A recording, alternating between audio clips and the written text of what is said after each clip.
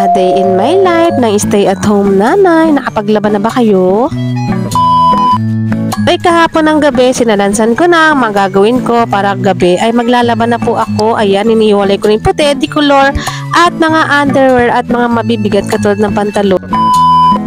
Aga pala ako nagising ngayong Sabado kasi nga't kailangan natin isampay yung mga nilaban natin kagabi. Pagkatapos ko magsampay, tuloy pa rin ang ating gawaing bahay dahil nga't meron tayong papasok na tata. Monday to Saturday, lulutuan ko na talaga ng kanin at ulam si Papa Jack at makatipid nga. I-flex ko na naman ang aking nalabhan. Nakapaglaban na bang mga kainay? Muni-muni muna tayo dito sa Gedli mga mi. Katapos ko nga niyan, eto lang ang baon ni Papa Jack dahil nga't nagmamadali na rin siya pumasok. Mad moment po talaga ako pagdating ng Sabado at deserve ko naman talaga magpahinga. Lutulang ko muna ng mahabang kuko ang aking bagets kasi nga napakahaba na mga meat. Ito lang ang aking ulam of the day dahil tamad moments nga. Ay nag-fried rice lang at nag-itlog dahil na-crave nga ako sa itlog at sasawsawan ko na at suka at ketchup. O ayan, kain na po tayo mga kamami. Sana po ulam na tuwing Sabado. At Sabado po kasi kanya-kanya po kami ng ulam. Kunwari itlog, kay Kuya Pasit Cantel. Deserve naman, pahinga ko muna. May dumating pala ang pa-free sample galing kay seller o siya yun lamang po. Salamat sa pagsama.